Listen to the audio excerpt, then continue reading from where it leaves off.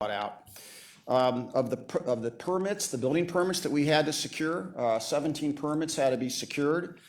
15 of them have been secured. The only 2 that remain are for the 2 final pieces that we have to do, which are the interiors, which is not yet started, of course, and finally the site work.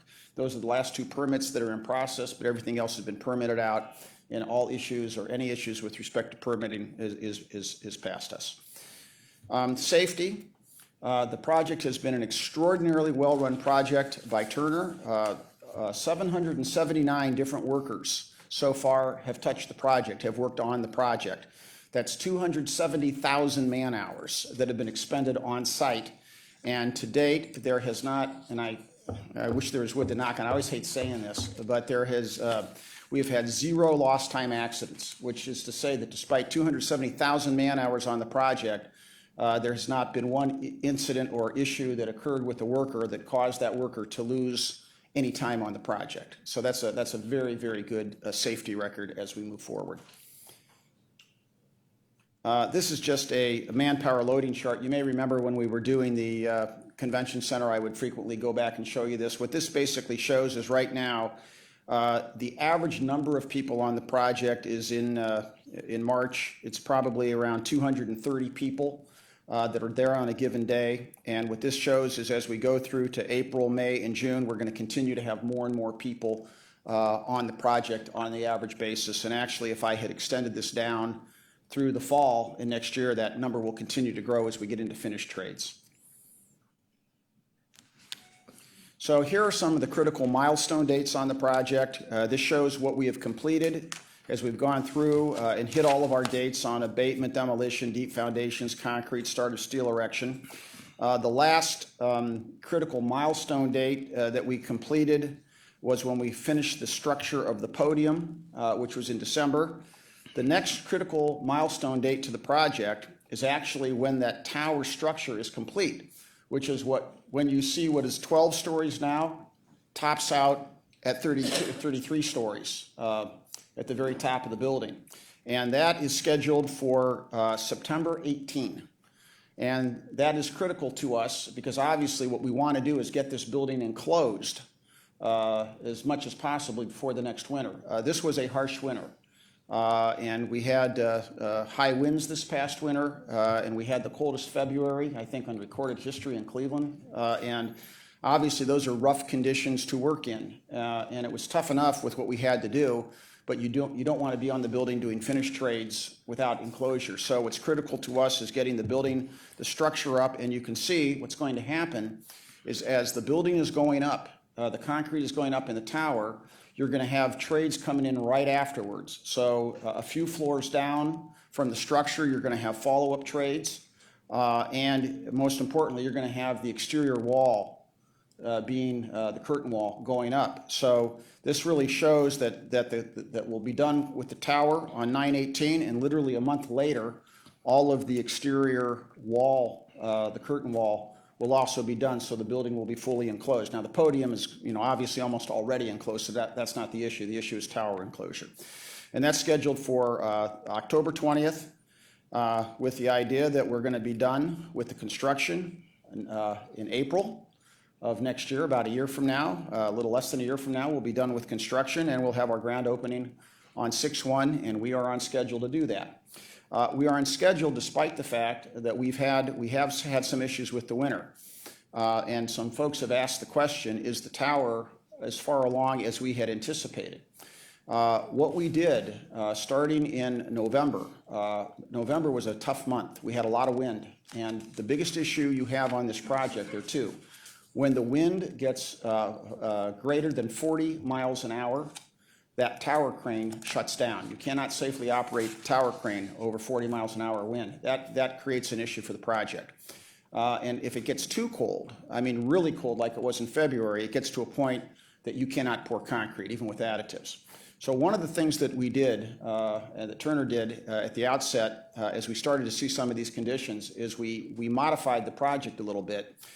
To avoid some of the issues with the harsh winter, they accelerated the effort in the podium. and went further and faster in the podium because of some of the weather issues happening with the tower. So right now, if you looked at the schedule, we are further along in the podium. We've actually gotten more work done in the podium than was originally anticipated, with a little less in the tower.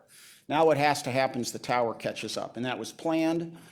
We have contingency for it. Obviously, we mitigated part of this by changing the schedule, but we did have a lot of days where the crane was shut down and we had some cold weather days. Now, we built some contingency for that, and we're going to just have to wait and see, by the end of the project, how many of these days we will have absorbed, because once again, there's some months where we have more weather days than anticipated, and hopefully in the fall we'll have some with less.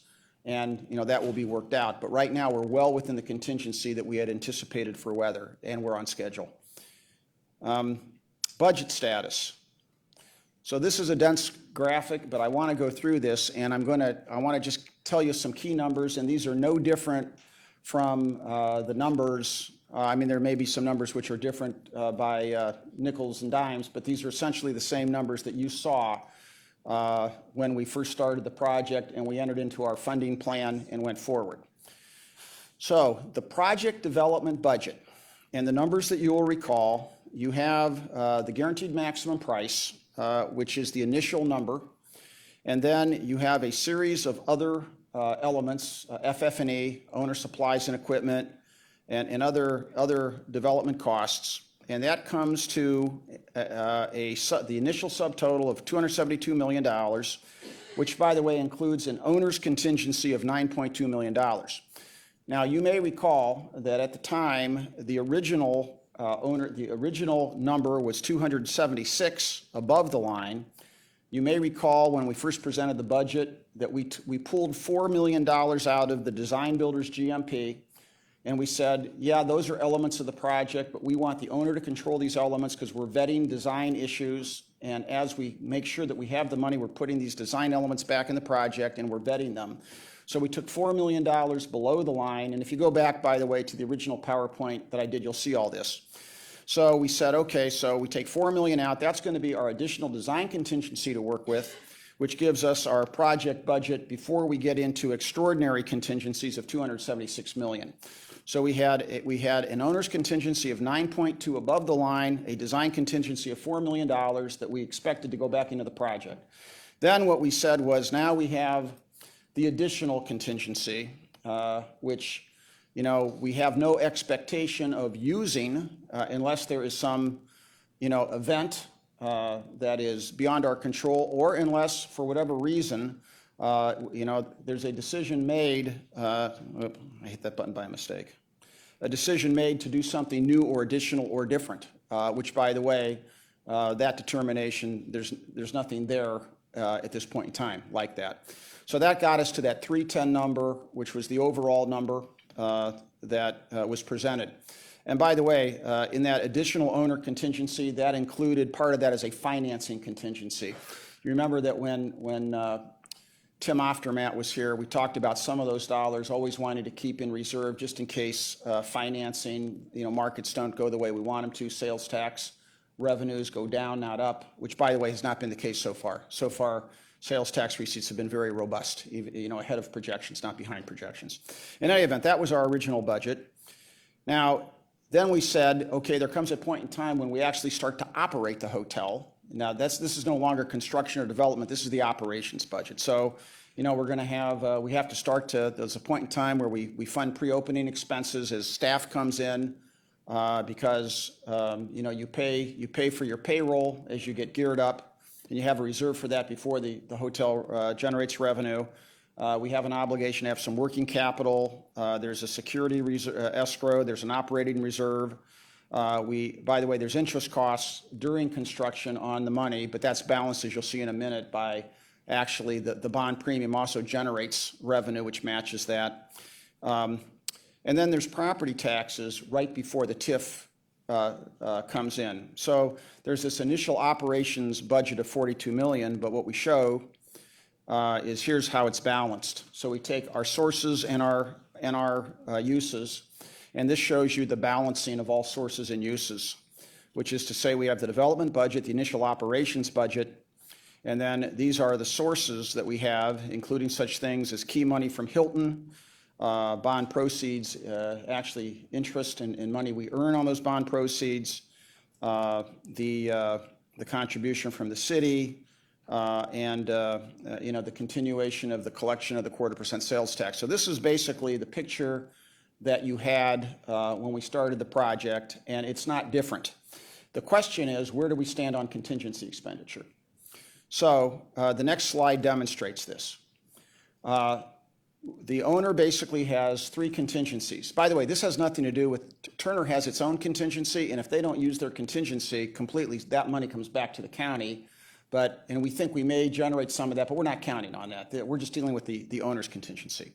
So there are 3 contingencies that you'll see from the prior page. There's the base budget contingency, the additional design contingency, and the additional owner contingency, which totals $47 million.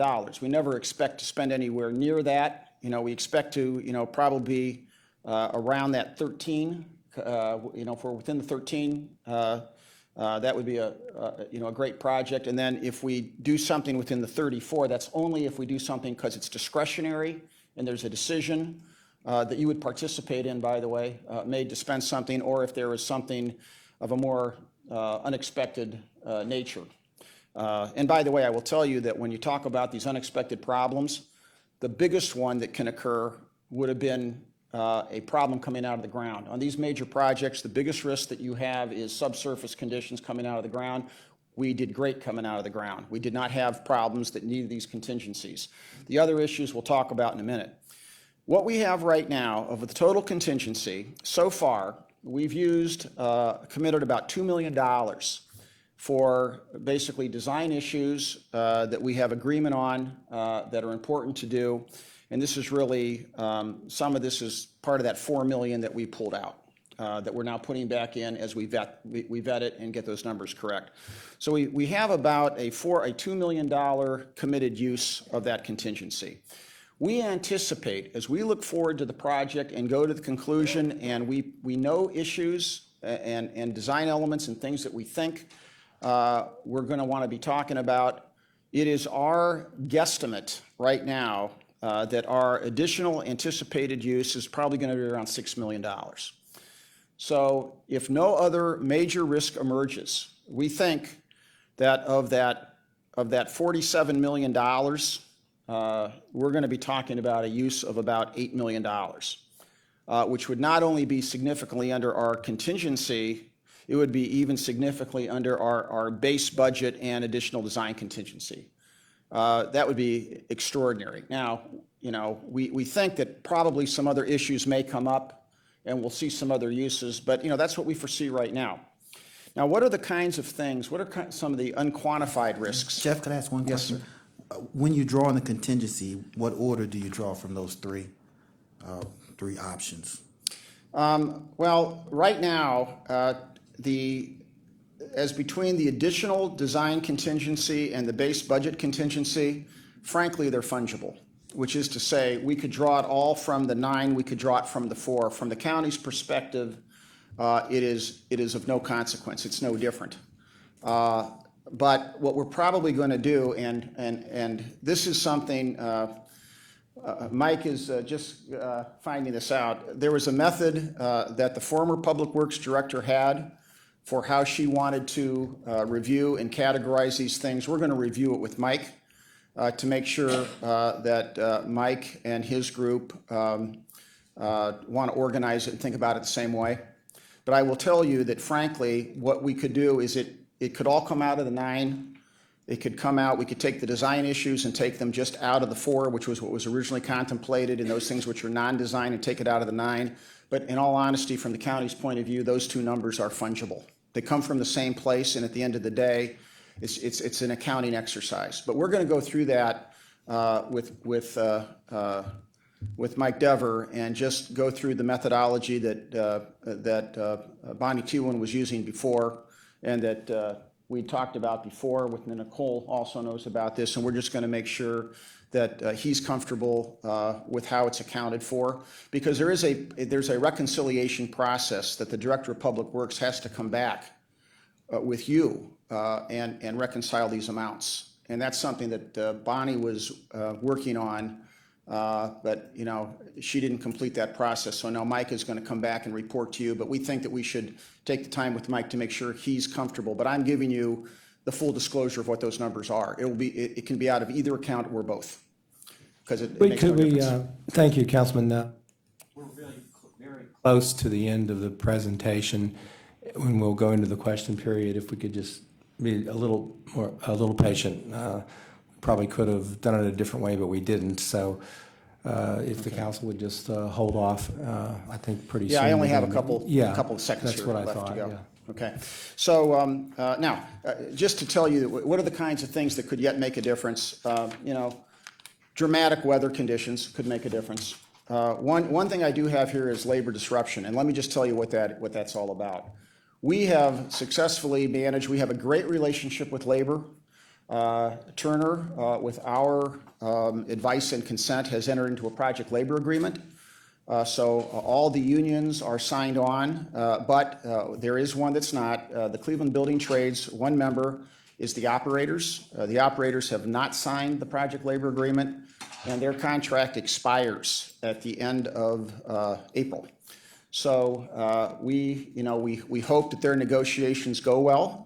We hope there's no issues with the operators, but we can't control that. Hopefully there'll be no issues, but if there are issues, we have plans in place for how we would deal with those issues, but there could be cost involved if there's a labor disruption. So that's just something that's out there, it's a fact, and we'll just deal with it when it occurs. Something we've known about and planned for. Very quickly, and I'll say to our councilman that we have in the past made special presentations on inclusion. We'll come back and do that again. But for right now, I think from earlier presentations, we have an 11-point best practices plan for our diversity and inclusion program. Our outreach team has been very successful in doing a great job. By the numbers, and this is early on in the project, because some of the opportunities we have to increase our numbers occur later on in the project. But just to review where we stand on goals, our SBE goal is 25%, and we're at 32% for a small business enterprise. Our MBE goal is 15%, we're at over 17%. Our FBE goal is at 7%, we're at 13%. So we're doing very well on our enterprise goals. With respect to county residency, our goal is 40%, we are at 45%. With respect to city residency, the goal is 20%, we are at about 17% right now.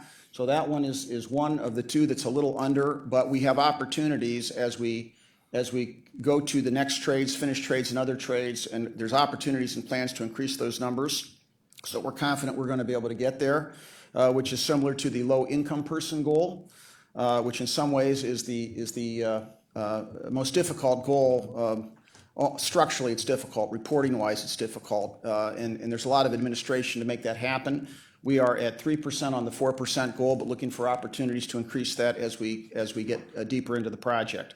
The minority workforce goal is 20%. We're at 20%. The female workforce goal is 6%. We're at 5%. But once again, we'll have opportunities to increase that as we move along. At this point, I just want to very briefly bring a few people up. Terry and Ronnie, if you can just come up here. And they will have opportunities to talk to you at length, but I just want to introduce you to Terry and Ronnie. So what happened on our project is there comes a point in time where it's time for Hilton to go to work on the project and start their management process and their sales effort. Our process in our management agreement is that Hilton vets their system, they make recommendations, they find the best for us to look at, they make the recommendation. We did an interview and we were absolutely thrilled with the determination that Hilton made. So I'm going to let Terry, and we are running short of time here, so I'll just let Terry just very briefly say hello, say a word or two about you and Ronnie, and then we'll.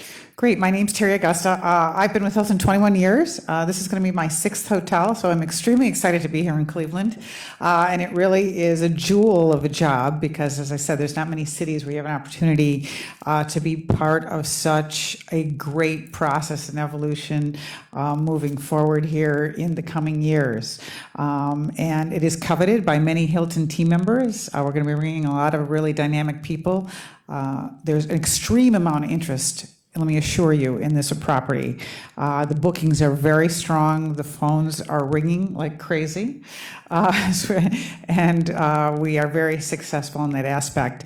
And really, until you get into the property itself, and I'm sorry to talk so long, but I'm so excited about it, the views are spectacular. I cannot thank you enough for building a property and giving us your space. When you go to the 5th and the 3rd floor and you're up there for a reception or any type of formal event, it just takes your breath away. You have a direct access to the lake because we're going right over the park, so there's no obstruction. You see what the city is known for, the Science Museum and the Rock and Roll Museum of Art, and we're very anxious to welcome the bridge to get our guests across directly and make the lakefront so friendly. So thank you, and Hilton is very glad to be here, and I'd like to also introduce Ronnie Collins from the Hilton Cleveland Downtown, our Director of Sales and Marketing. Good afternoon, and thank you. I just wanted to say what an honor it is to be a part of this project. I'm thrilled to be here. I recently relocated from Arizona, and quite frankly, it was a very easy decision. This is my 9th hotel, and by far the best project I've ever been a part of. I'll be moving my entire family out here very soon, and they're very excited to live in Cleveland. I've been in the destination 6 weeks, and I've really fallen in love with it.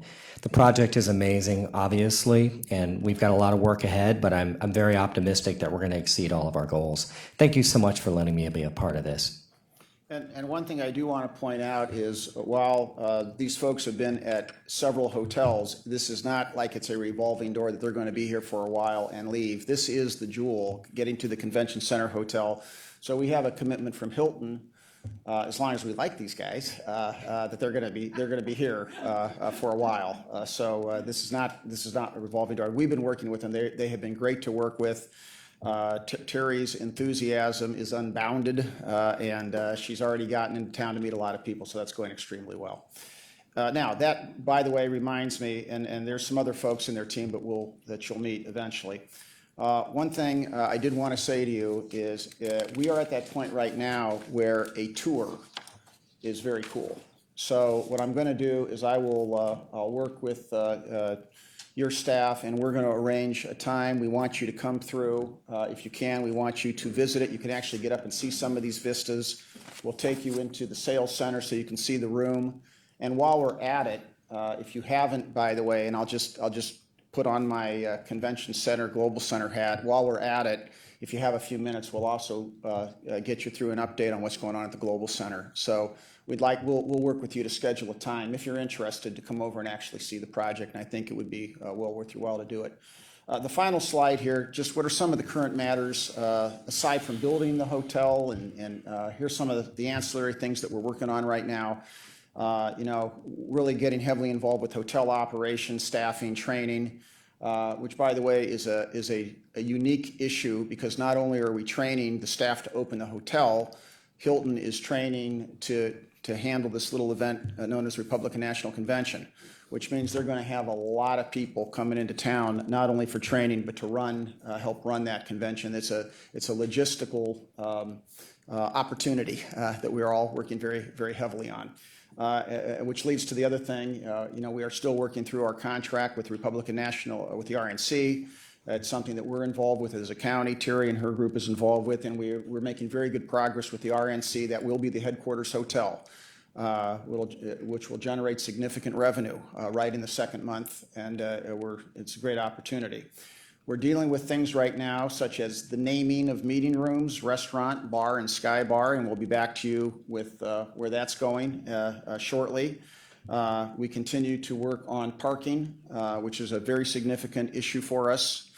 You've heard some things about, and we're continuing our efforts with that. That is something that we're now, the county runs that effort, and that's something that's transferred over to Mike and his group, and so we're working with Mike Dever and his group to go through the parking issues and the Huntington Park Garage. Shortly, we'll be talking about asset management. We do have to set up a system for managing the asset once it's up and running, and you'll hear more about that in another presentation. We're still dealing with thinking through issues of public art, both with respect to the hotel and also, by the way, with respect to our convention center and global center, and we'll be back to you with some presentations on that and a unified direction on public art. We're finalizing the restaurant concept. We're working on making sure that we have the DAS thing here has to do with making sure everybody's mobile phones work and how that's all integrated with the campus.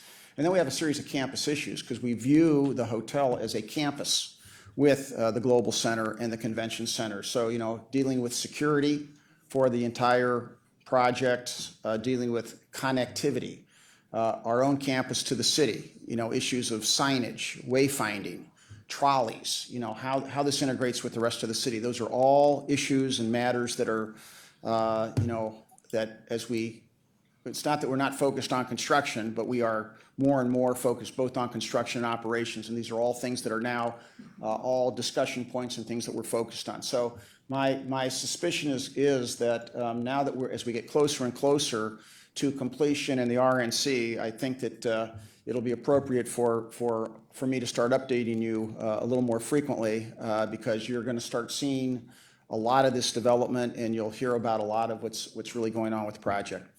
So with that, that sort of, I think, yes, that concludes what I have to say. If you have time for any other questions, I'll be happy to answer. Thank you. We're going to go to Councilman Miller first since he's already indicated he has a question. Thank you very much for the presentation. And my first question is that suppose the numbers worked exactly the way that you modeled and you used the $2 million in contingency that you've already used and you use an additional $6 million and you end up with a remaining contingency of $39,413. My question is at the end of the project, what then would become of that money? I thought that would be the first question that I was asked, and thank you. So there's a few things that I think that we would say about that. Number one, some of that money needs to remain as contingency because some of that is also financing contingency. And my recollection is that when you saw the model, there was a number of a preferred financing contingency that would remain of about $15 million. Now, that was the hedge against one or more of the financing assumptions not coming true, and the most significant of one of which, of course, is sales tax collection. The plan, we also talked about, actually, the last council meeting I was at, we had talked about, it's interesting in light of news, because we'd always talked about earmarking the money that was supposed to be devoted to this complex, the sales tax money, to make sure nothing happened to it. And that's part of the money. Now, the answer is that there's a point in time when this project is completed, when you are beyond all of the risks associated with the project, where you then see how it operates. And I think you as a council, the administration of the council you get to make some decisions as to what would occur. Obviously, I would say to you that until a project is operating for a few years and you see how it is doing and what it needs, I would not, in your mind, spend that money. But I will tell you that ultimately that is money which I think council gets to make it, makes a decision. It would be a happy circumstance. But I think that at the end of the day, that is, there'll be options, and I think that will be a decision for the administration and council. Mr. Chairman, thank you for that. And my second question is just to refresh my memory. If we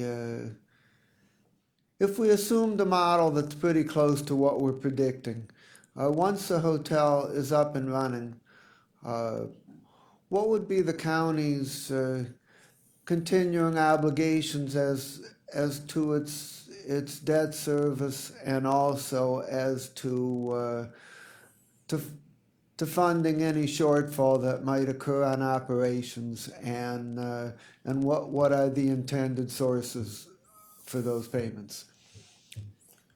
Okay, that's a big question, and I wish I had brought the slides back with me to show you this, but from recollection, the way it works, as you may recall, is that once the hotel is up and running, there's a waterfall of how it works.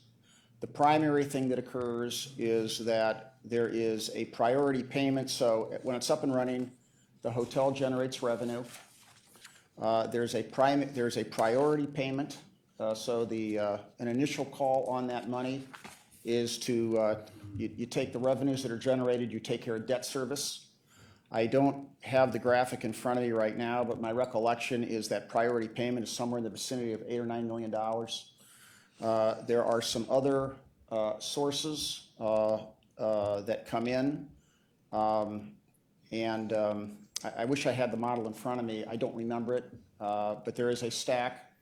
When we did the evaluation using conservative assumptions, what we showed was that the belief was that the hotel at that point in time would operate with those assumptions at a break-even level, but actually our pro forma showed $1 million, approximately $1 million a year that we actually expected to the plus.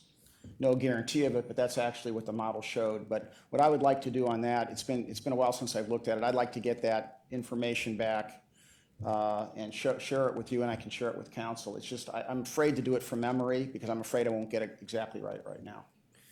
But I have it.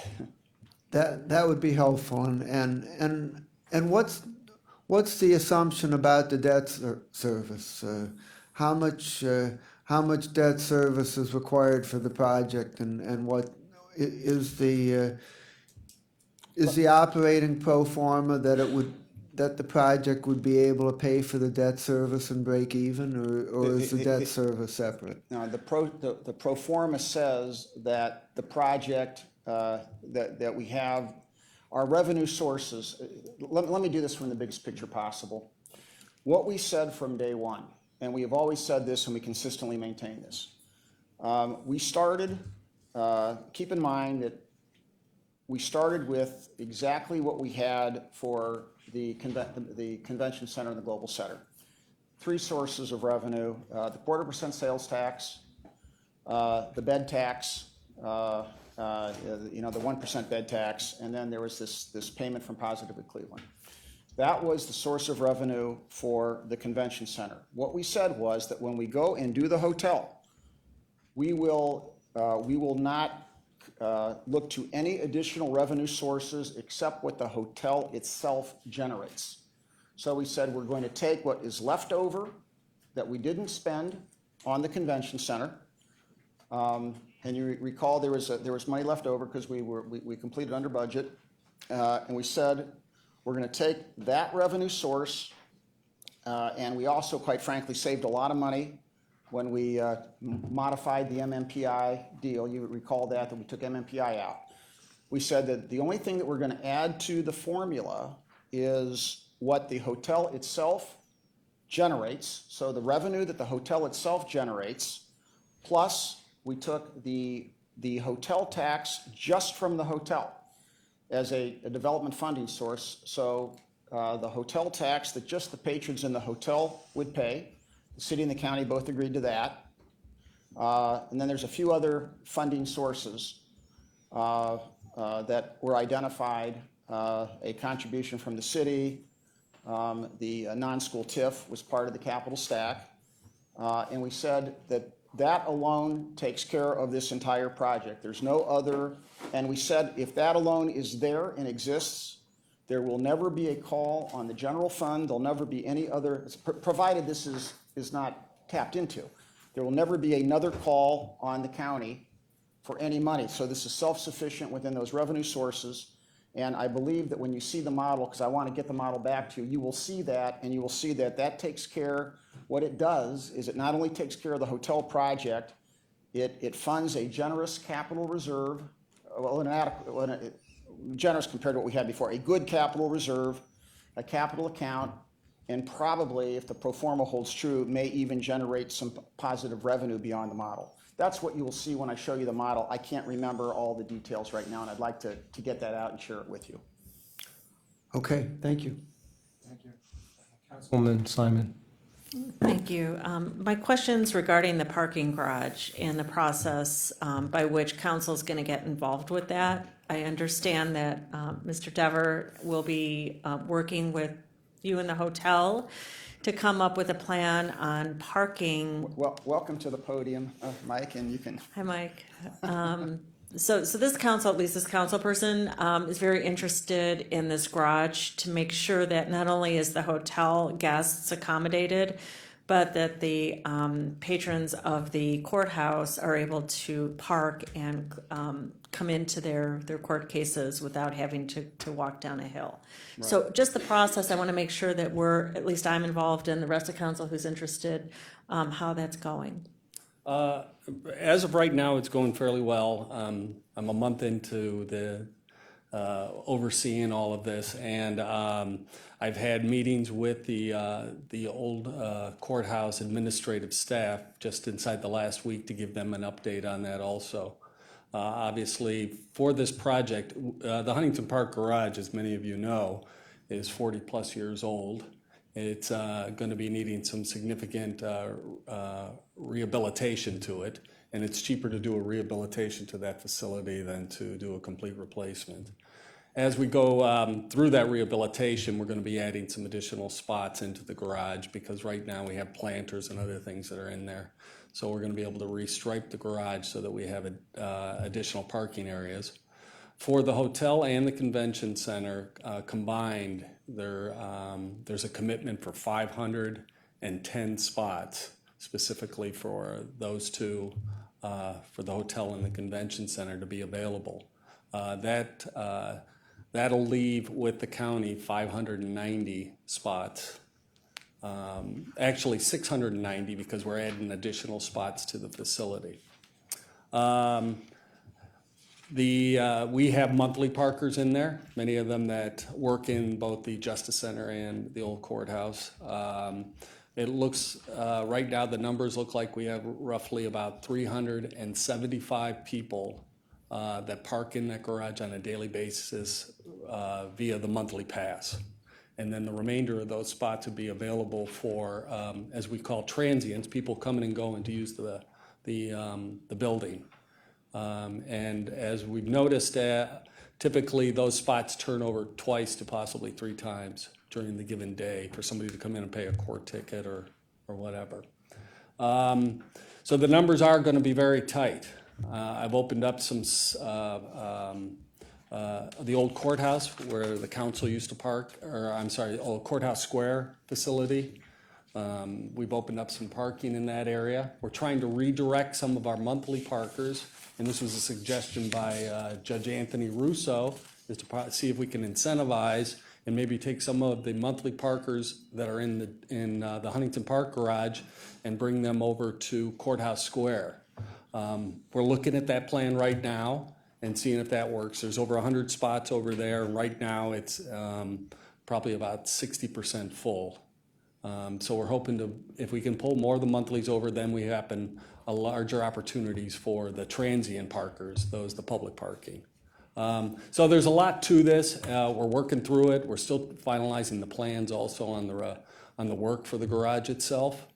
And we're going to be working with Terry, obviously, and the Hilton people on how to maximize the use of those spaces. In days when the hotel or the convention center do not have events going on, we're able to bring more of the public parking for both the old courthouse and the Justice Center, they become available for those areas also.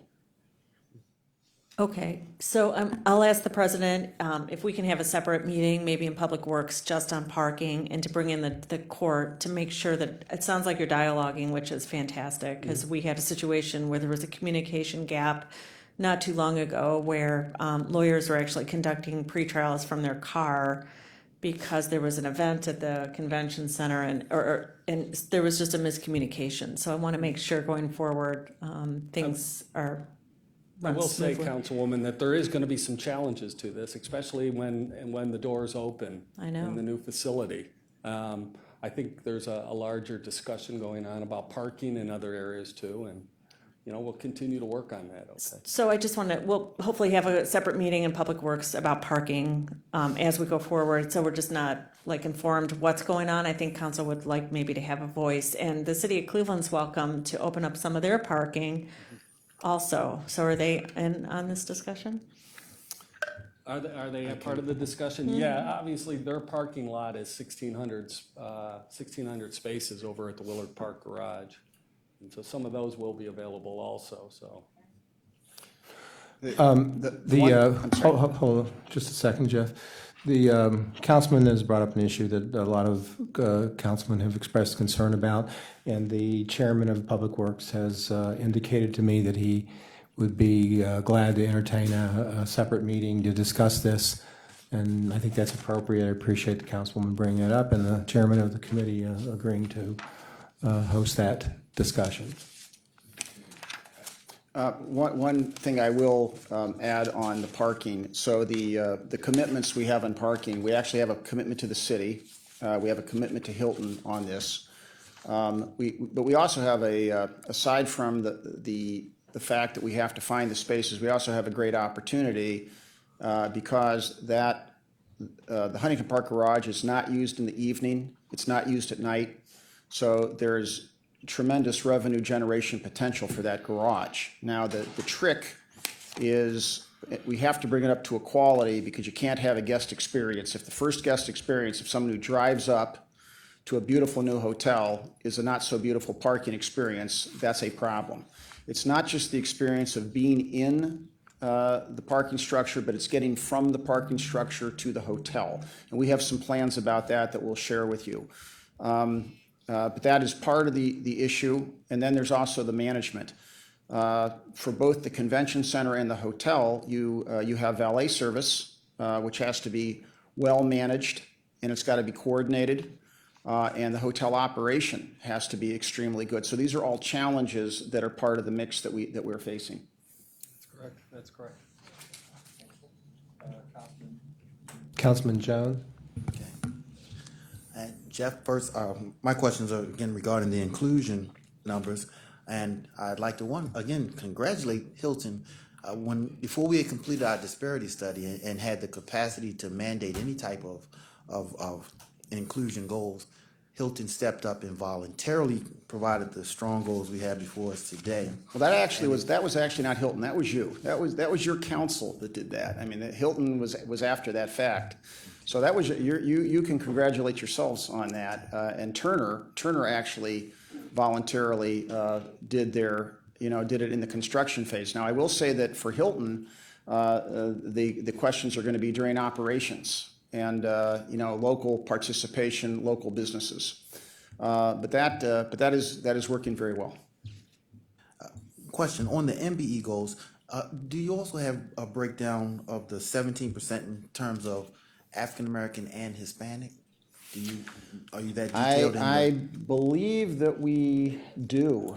I have much greater detail, which I can provide to you, and we have actually some very detailed information, and we will, Councilman, make the more detailed reports available to you. By the way, these are public records, so we can make them available generally. But there are quite a few very detailed spreadsheets that would have been beyond putting up on the board. But I will supply these to you, and you can distribute them to all council members. On the workforce side, I know the challenges that you've had as far as the low income person participation, and I see we're at 3%. and obviously shooting for the 4% goal. Can you speak just briefly to how you overcame, just some window into your experience with this low income Well, goal? I'll make a couple comments, and I don't know, Ellis, if you have anything further on this after I talk, but first of all, by the way, one of the primary problems, and this is a program, this is a city program that we have, the Turner has voluntarily agreed to pursue.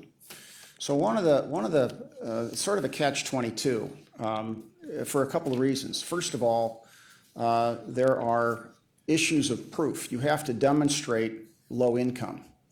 How does a low-income person demonstrate low income? Well, one of the classic ways that you're supposed to demonstrate low income is with your tax returns.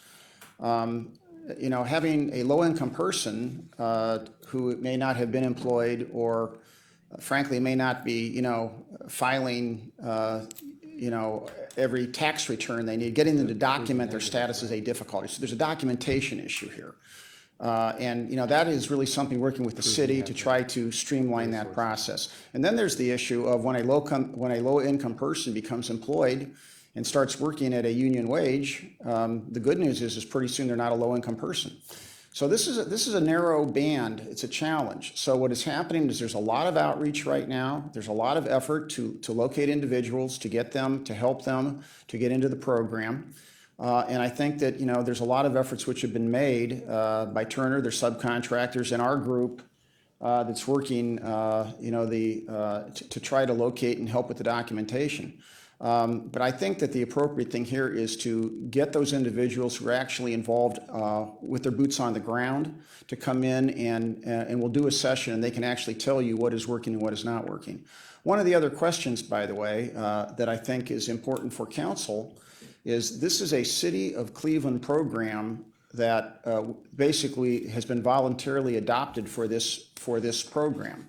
The building. One of the things that council needs to consider as you move forward and think about inclusion is which programs will be county now that you're along your way in the diversity study, which programs will and will not be staples for the county for future construction, because this is a one-time program that is as far as the county is concerned, this is the only project where this particular goal is involved in any county construction right now. So I think there's a lot here for you to look at and think about. And my last question, we looked at contracting workforce, the apprenticeship aspect. These community benefits, obviously we've negotiated from the start, but the project labor agreement, we know in that agreement, it strictly says, the language says, the unions will do their best faith effort to utilize apprentices. Mm-hmm. We know that the unions have their own internal numbers, state, mandated ratios from the journeyman to apprenticeships.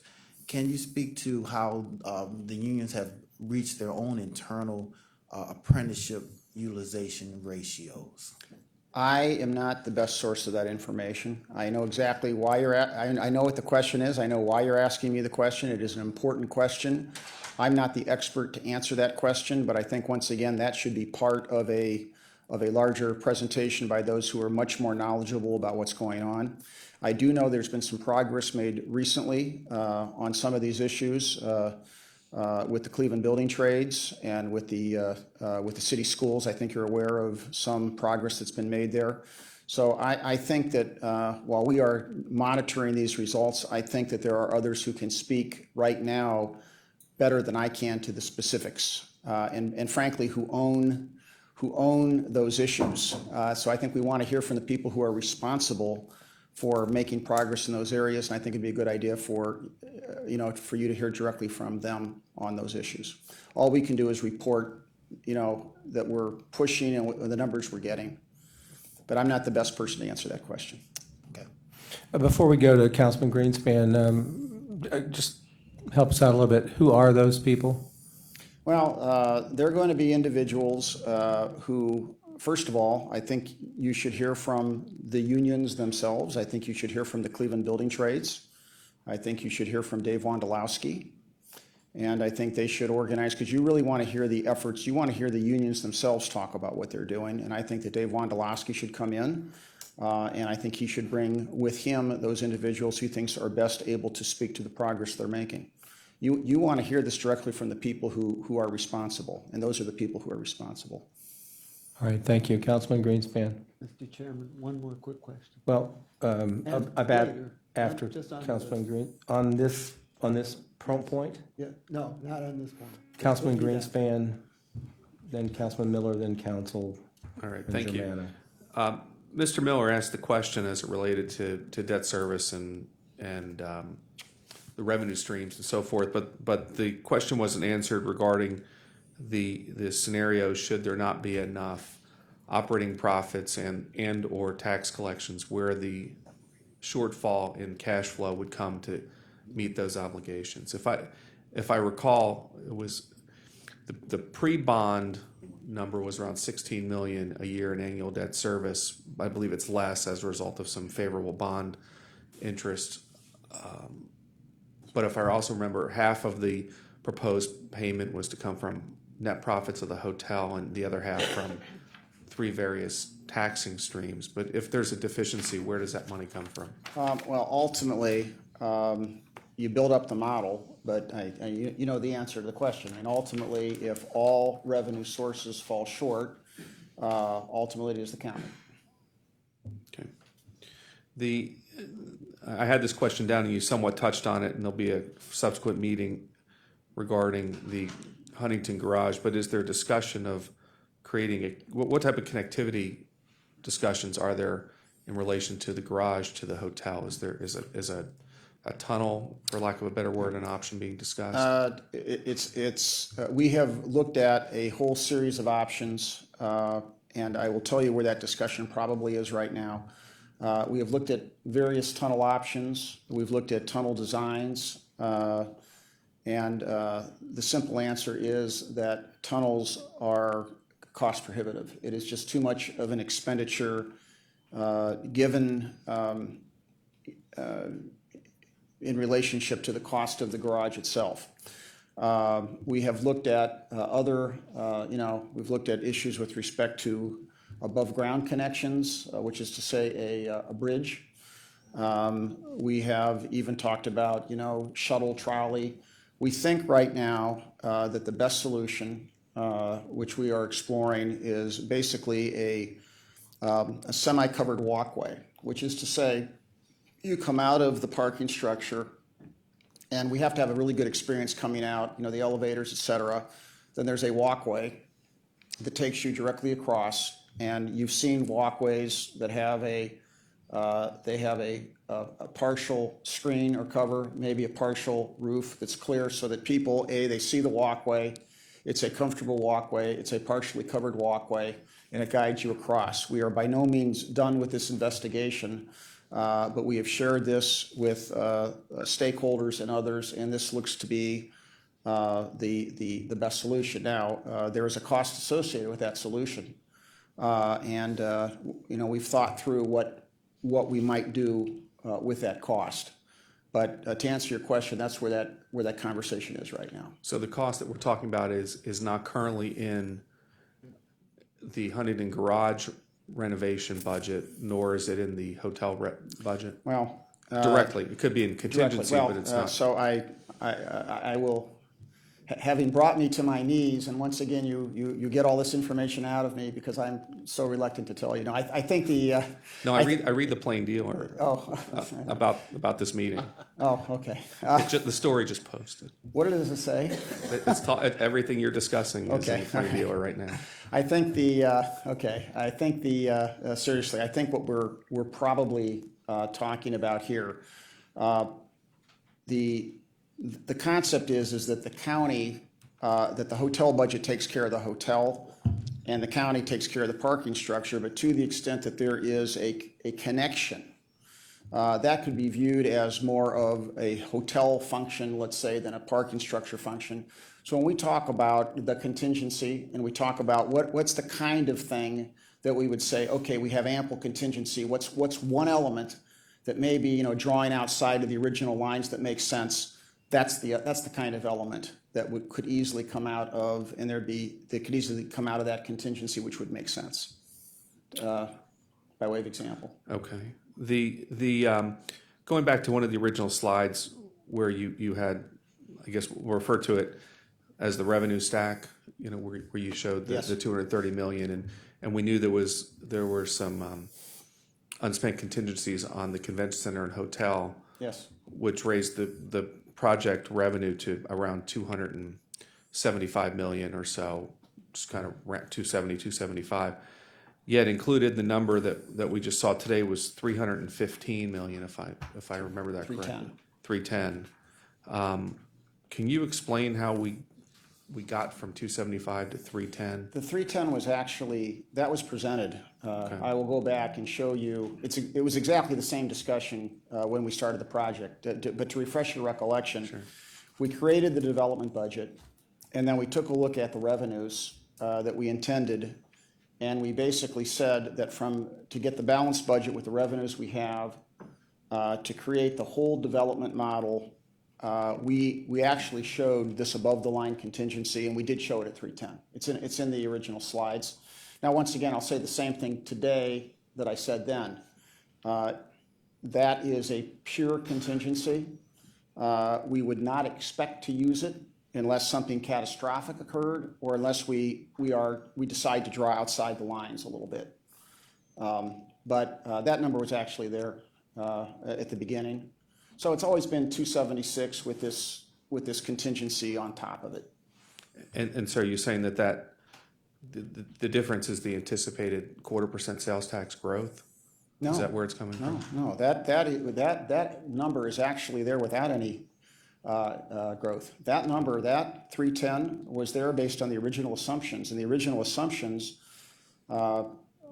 assumed no growth in sales tax, and I'm going to get my years mixed up, but I think it was at the 2012 level. There was a year that was picked, and I can't remember the number. It may have been like 42 million. I have to go back and look. But the assumption was that it was at that level and that it didn't grow. And even at that level, it was enough to generate the 310. Okay. All right. Thank you. Mr. Chairman. Councilman Miller. On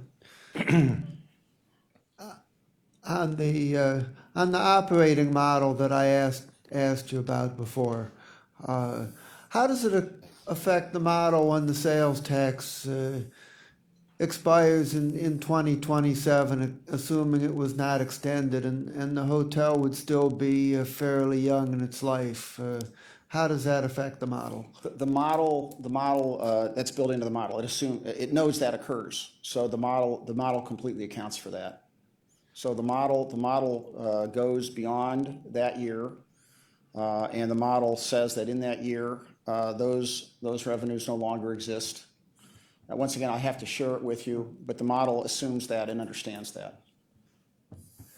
Okay, thank you. Councilman Germain is next. I'd like members to be mindful that we'd like to at least begin the confirmation hearings for the treasurer.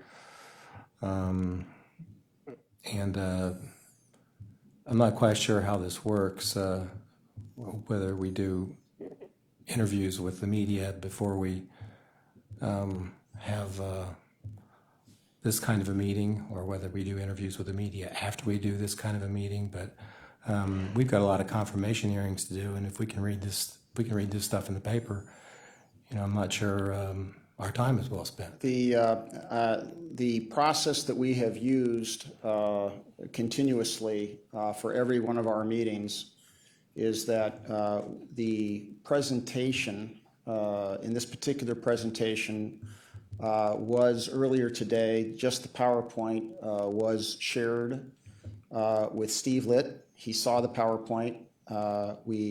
He was able to ask a few questions, and we asked him to hold and not comment or print anything until after he had the opportunity, after it was presented at today's meeting. Now, Steve Litt normally is here. He could not attend today because of a conflict, and he is the assigned reporter to report on this. So we checked with the administration, and as an accommodation, we provided him with the PowerPoint, the same PowerPoint you've seen. And there was I have no idea what was written, but we did provide him with the PowerPoint because he couldn't be here today.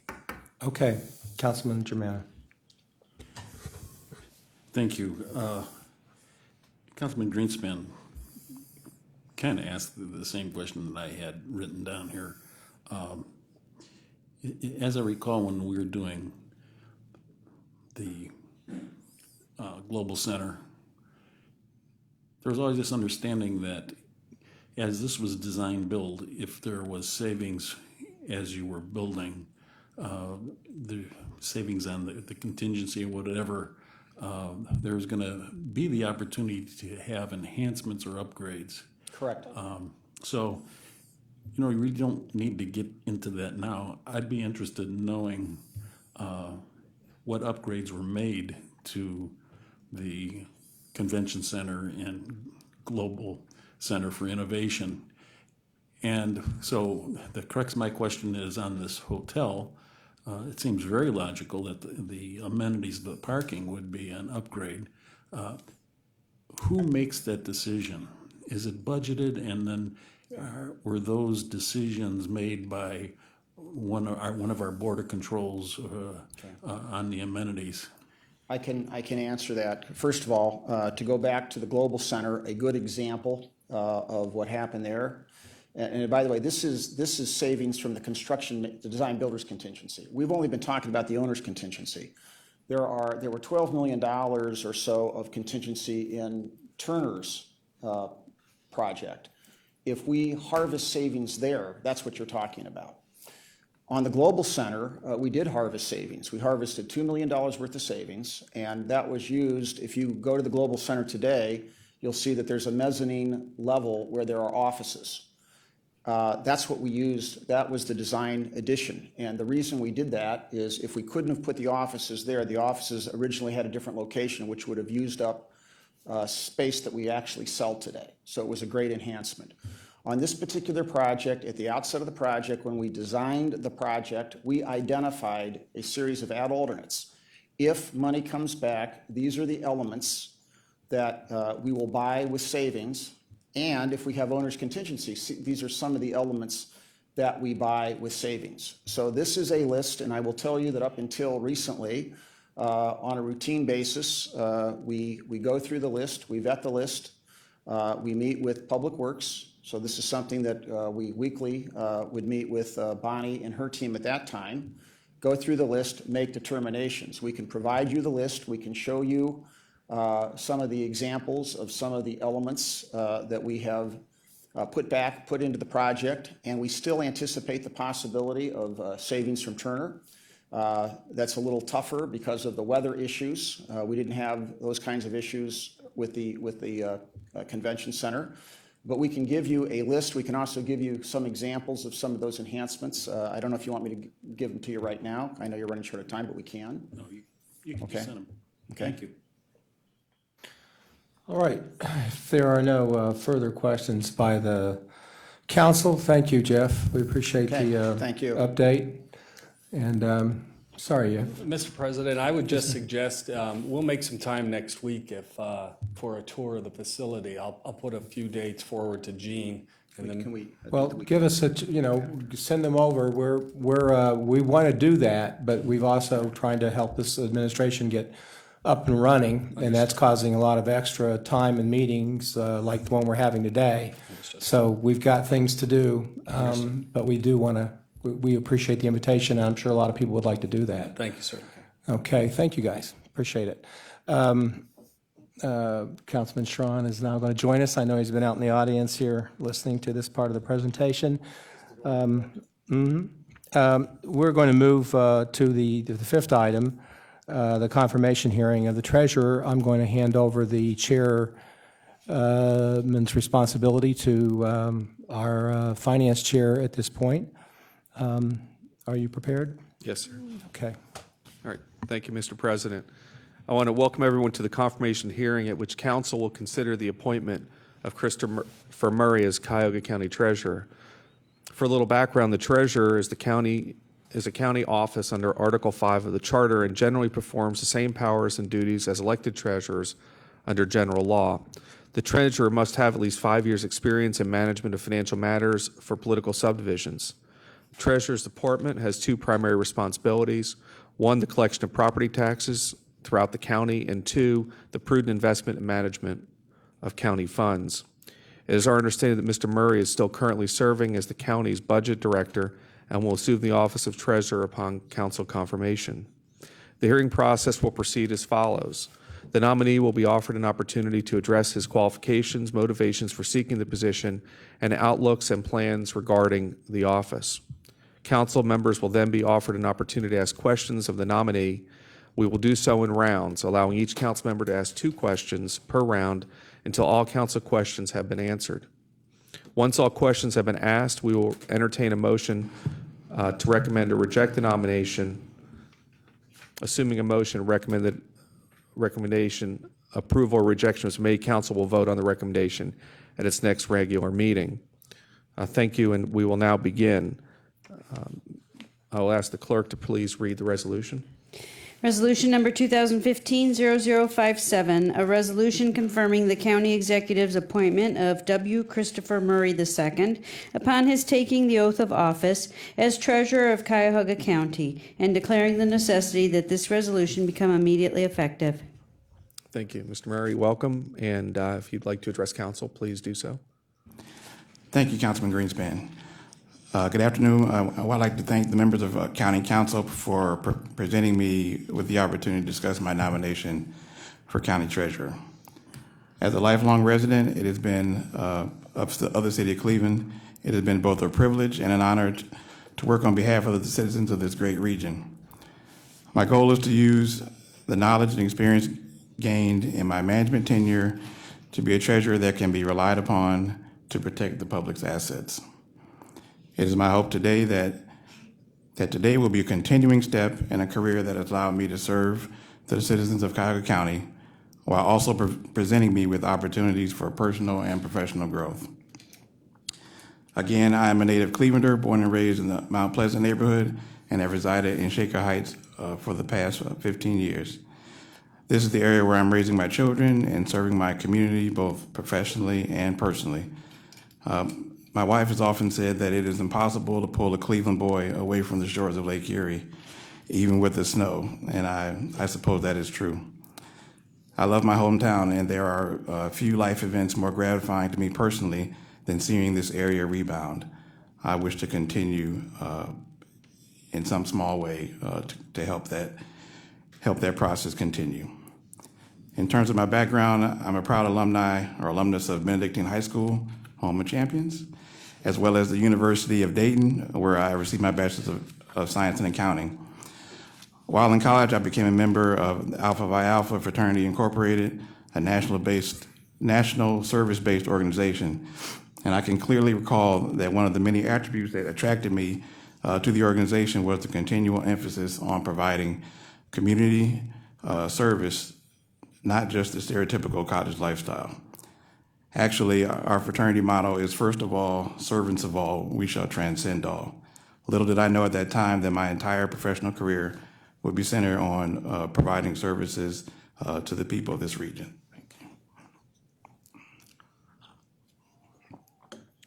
After a very brief period in the private sector, I started county employment with the county auditor, Tim McCormick, and I served in the county budget commission. Ironically enough, one of the integral functions of this agency was the distribution of property taxes to municipalities, school districts, townships, and libraries. I learned very early on that local governments depend on these resources, so I fully understand the importance of the treasury function in county business. This was evident by the fact that most finance directors and school treasurers could predict the timing and amount of their tax advances to the penny, so the message was learned very early. This is important. I quickly moved into the financial reporting division, which was still part of the auditor's office, where I assisted in the creation of the comprehensive annual financial statement, which is essentially the financial statements for the county. Accounting was my chosen profession, and the county auditor experience was an excellent base for training. But I gradually realized that what interested me more than reporting the nominal impact of organizational decisions was the process of forming those organizational decisions. And that fact is, in summary, what the Office of Budget and Management is all about, where I've spent the majority of my professional life. My tenure in the Office of Budget Management provided me the opportunity to learn how public sector decisions were formulated, executed, and assessed for their effectiveness. So OBM provided a clear window into essentially the business of local government. My career in the Office of Budget Management has spanned the gamut from entry-level analyst to the interim budget director, which I have been serving in that capacity for a little over 1 year, but I've been with the Office of Budget Management for approximately 22 years. I humbly submit that I have proven my value to the organization as I have assisted county decision makers to navigate through all sorts of various challenges throughout the career. As you can imagine, over 22 years, the county has been faced with challenges such as less revenue than we initially anticipated. We've had instances where we've needed to pare costs. We've had instances where we needed to change some of our basic services and programs that we've offered, many times because of external factors, not necessarily because of the changes in what we think are values. My areas of responsibility have grown with each assignment over the years, from managing budgets totaling approximately $145 million in the early years to the $1.4 billion county budget today. In that time, I have gained a command of financial analysis, government accounting, project management, and staff development as the art of public budgeting as well. To date, I have worked with almost every existing county agency budget, including the health and human service agencies, the majority of the court systems, the finance and administration departments, the sheriff, as well as outside boards such as Adams Board and Metro. The missions change, the missions may be different, but every public sector agency has the same challenge, fitting the services that the public requires with limited amounts of resources. And that is always a challenge that we will face. Within OBM, I have been afforded the privilege of working with a dedicated group of professionals that work tirelessly to provide key information to county decision makers. While the department is now located within the fiscal office after the charter change, OBM has always maintained a reputation as the source for timely and informative data to all internal customers, and I'm extremely proud of both prior employees and the current team. Undoubtedly, I would not have survived the past year without the work of the staff that supported me through an unprecedented year of financing activity, along with our standard work products. I just wanted to briefly go over a few of my accomplishments or things that I've worked on throughout my tenure. Within the last year, as I mentioned before, there's been an unprecedented amount of bonding as we have been able to move the community forward with certain economic development projects. I've worked on approximately 3 of them. The first was the Flats East Bank, which, as you remember, was a $17 million economic development project with apartments and an entertainment complex. The Convention Center Hotel, a $230 million project where we issue certificates of participation, which are a certain type of bond. We've also issued in December the sales tax bonds, which was a new credit for the county. We achieved a AA rating for that sales tax bond. That was another $137 million project. I've also worked on the Western Reserve project, another $22 million of economic development bonds backed by non-tax revenues, as well as we've also refunded some of our medical mart bonds due to some extenuating circumstances. We're receiving a little bit less in our Build America bond subsidy, so we moved to refund those bonds, and it saved the county a little bit of money. I'm also very proud of the fact that OBM has received the Distinguished Budget Award from the Government Finance Officers Association for the 2014 plan. And I'm also extremely proud of the fact that I was selected by our then county administrator to participate in a leadership training program that identified individuals within the county that were considered ready for a higher degree of management. It was a program offered in conjunction with Cleveland State and Case Western Reserve.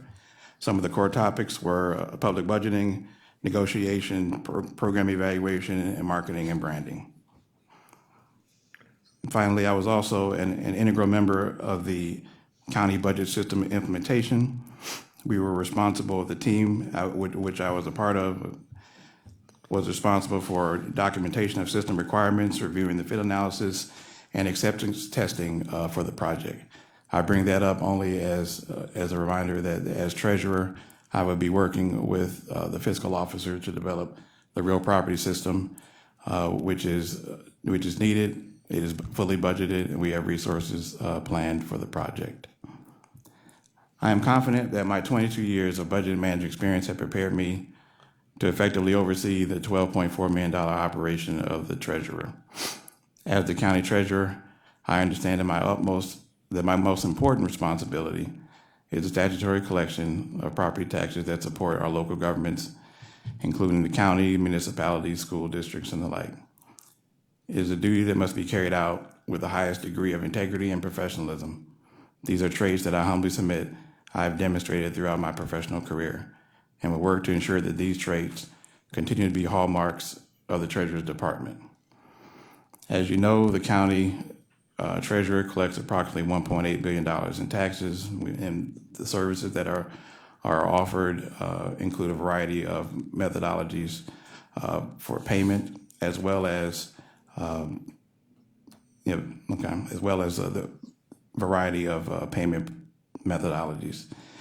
In my senior management experience in OBM, I have demonstrated my proficiency in leading a team of individuals to produce time-sensitive work products.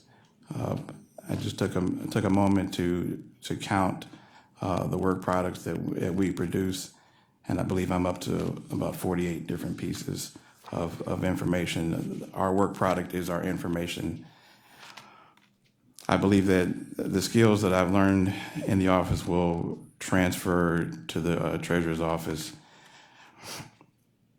I am also aware that while the treasurer's functions are statutory, the department also plays an important role within the local government by investing in the county's portfolio.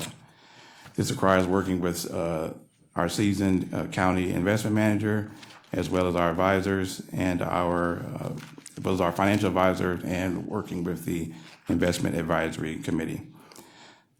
This will be similar to the work that I've already completed with the successful management of separate bond sales, which I've already detailed. As a senior analyst and interim director of the Office of Budget Management, one of my more fulfilling roles has been the coaching and professional development of members of the OBM staff.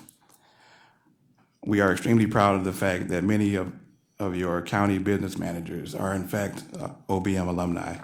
Some of them I have picked and trained personally. I look forward to continuing this role with the staff in the Treasurer's Department, as I feel this is one of my core strengths. While I have a cursory knowledge of the department at this point, it will require 100% focus of my time to learn the machinery of the department, to learn the critical deadlines, and to learn what needs to be done in order to fulfill the Treasurer's mission. However, based on my research to date, I have developed a few short-term and long-term action items and goals. In terms of short-term action items, I'd like to assess the progress made regarding the issues highlighted in the 2013 internal audit report, as I'm sure some of the issues have been addressed. That's one of the first things I would like to do, just to make sure that we are in compliance with the recommendations that were given. I'd also like to review the recommendations of the property tax delinquency report submitted by the Vacant Properties of VAPAC organization. And finally, I'd like to prepare the office for the second half tax collection. In terms of long-range goals, I'd like to develop a performance dashboard that will highlight key data such as tax collections in dollars, taxes remitted to taxing authorities, current delinquencies, percentage collections, and percentage delinquent collections. I would also work to develop a comprehensive strategy with the new housing director to identify at-risk properties and reduce tax delinquencies and assist the municipalities in stabilizing the housing situation in our community. I would also move to develop a mechanism to continually evaluate the performance of our tax lien partners. I would also work, as I mentioned before, long-range goal would be to work with the county fiscal officer to implement the real property system, as well as maintain the role of the county treasurer in the county-wide enterprise resource information system. And of course, finally, we would continue to improve the customer service experience for our citizens. Again, I'd like to thank you for the chance to speak with you regarding my desire to be your next county treasurer. I'd like to thank County Executive Budish for his recommendation and consider this appointment to be the highest honor of my professional career. Finally, I would be remiss if I didn't express my sincere thanks to the staff of the Office of Budget Management for their work ethic and amazing dedication to Cuyahoga County and its citizens. For without these individuals, I could not be here before you. Thank you, and I'll now take any questions. Great. Thank you, Mr. Murray. Any questions from council? So we have Ms. Conwell, Mr. Schron. Through the chair to Mr. Murray, we currently only allow for a one-time opportunity for Cuyahoga County homeowners to participate in a payment plan. This includes also if the homeowner has successfully repaid back taxes. And this also presents a lot of hardships for our homeowners at this time of our financial crisis. Do you have any thoughts of working and changing that? It used to be 3 before this new government structure came about, and then it went to a 1.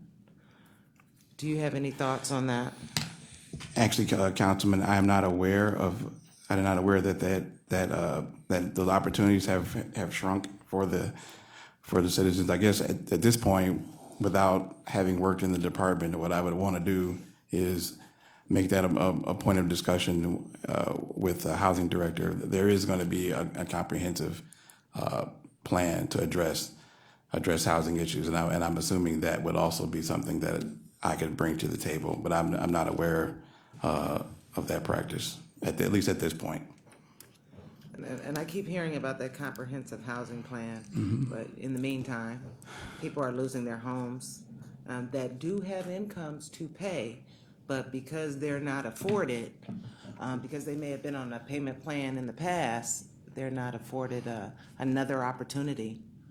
They're losing their homes. So I don't think that can wait for our housing comprehensive plan, personally. So just so I'm clear, so you're saying that within the 5-year window, they're only given one opportunity? Okay. And I have double-checked with, so. Okay, thank you. Mr. Schron. Thank you, Mr. Chairman. For me, the most important thing of an advisor when it comes to financial information to a board or to an executive or anything of that nature is absolute, complete truthfulness. Whether the news is good news or bad news, it has to be truthful because that's the only way one can make decisions upon what to go forward. Would you agree with that? Yes, I would. With your 20-plus years of experience in the management office and budget, and all of your knowledge of having worked in it, recently it's been reported that we're in the middle of an economic crisis. What is your opinion of that comment? I believe that there there is a concern that I think needs to be addressed. I think what we're seeing at this point is a difference in accounting for the revenues and the support, the sources and uses for the hotel. That being said, with a difference in the accounting methodology that we're using, because the money that we're discussing is still in the general fund. The question that I think before us is, if we isolate those resources as the original financing plan has been laid out to me, how do we continue to provide the services that we're tasked to do with a new level of revenue? Now, that discussion, I think, has only just begun, but I think it's more of a difference of opinion or a difference in philosophy than a matter of what happened to the funding. The funding is there. We started with the agreement that absolute truthfulness, good Yes. news, bad news, Yes. was something the two of us agreed on. That is true. Now, without coloring with anything else, what is your opinion of the conditions right now? I think the county is in an exceptionally strong position. Thank you. I have no other. Okay. I just wanted your opinion Okay. on that. Thank you. Thank you. Any other questions from council? Mr. Jones? Chris, I attended a community meeting last night in Garfield Heights, and the residents, along with elected officials, were concerned about the lack of delinquent taxes that were collected, and how obviously it's impacted their revenues in their city. And the same was true of other cities in my district. You mentioned partnering with municipalities, and do you have any strategies that you're able to share at this moment of how you would maybe start to address some of those delinquent taxes that are not collected above tax liens? Are we speaking of the tax lien purchase? And actually, I'm speaking of those outside of the tax lien sale. In the sense in that those are two different dollars. There's a tax lien dollars collected, and then there's still delinquencies apart from that. So the big question really is, and you can include tax liens, I'll keep it broad. Okay. What strategies do you see towards collecting those delinquent dollars? Well, I don't believe a one-size approach is going to solve this problem. This is it's such a broader issue. But if we keep it centered on the treasurer's function, I read some of the information and some of the opinion regarding tax lien sales, and I do understand it's a serious concern to the community. But conceptually, I have to remember that the primary responsibility that I would have, if you confirm me as treasurer, would be the statutory collection of these taxes. So I need to be able to keep some of the tools that are legally available to provide the tax collection. In terms of how do we collect taxes for delinquencies that are not involved in the sale? That's a broader question, Councilman. I'm not sure if I can offer you anything, but I would say that we will have the conversation again at the appropriate time. But I don't know what tools I have legally besides what's in the code to move forward. I mean, we can certainly discuss there's always the possibility of adding selected staff to handle additional collections. I would love to see, before I would come to you to make that case, I would love to see what the data shows me. Will that in effect move the needle a tax lien department can, it can solicit, it can communicate, but ultimately, what you really want to ask me is how much money is that going to provide? And at this point, I'd have to say I would get back to you. Okay, and I'll just throw this out. It was an hour-long meeting, heated. They wanted to know how they could collect those dollars. They needed it, not only the elected officials, the residents who were in the meeting. And as we talked, we talked about how Housing Court has held monies in escrow. For example, a senior building, if there were infestation issues, everyone had to pay their rent, but it was held in escrow until the landlord did what needed to be done, and then they would receive their dollars. The city's challenge was they had investors who owned multiple properties across the city, collected rent, but never paid property tax, never put anything back into the property or into the property taxes. And when confronted by law, they simply vanished from the property, again, with no dollars ever being collected.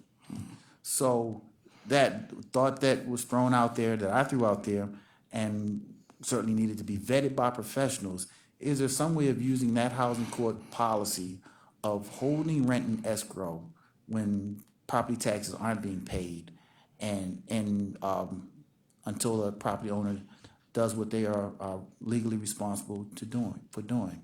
So as we threw that out there, it's something certainly we'd like to see vetted by the professionals, those who know better than, and see what comes from that. I will certainly add that to the discussion. Okay, thank you. Thank you. Mr. Germana? Let me just, thank you, Mr. Chairman. Let me just say, I want to echo what my colleague has just said. This tax lien sale, not only has it amplified some problems with people with houses, but it also businesses. And, you know, I've had business people call me and tell me that, you know, once you get off the payment plan, you can't get back on it. And we went through a recession here. And at the same time, Cuyahoga County all of a sudden got tough on taxes. Two businesses where, you know, certain businesses were completely tapped out because they were going through this recession. And then, so I really think that this whole tax lien thing needs to be rethought and see if there's some way we can enhance and help people through it. But I know you have to pay the taxes, but, you know, when it comes down to feeding your family or paying for your employees' salaries without letting them go and just amplifying the recession. I mean, there's this tax sale had a lot of implications. So I just want to echo that, and I think we ought to think forward. Thank you, Mr. Germana. Mr. Miller? I don't really want an answer. I just wanted to put that because I'm just saying that it's a concern. Thank you. Mr. Miller? Mr. Chairman, thank you, and to Mr. Murray, first, congratulations on your recommendation for appointment. And the largest share of the time that you spent as Director of Budget and Management was when I was also the Chairman of the Finance and Budget Committee. And I just want to thank you very much for the cooperation and collaboration that you provided during that time. We really did work together, and I believe that it was beneficial.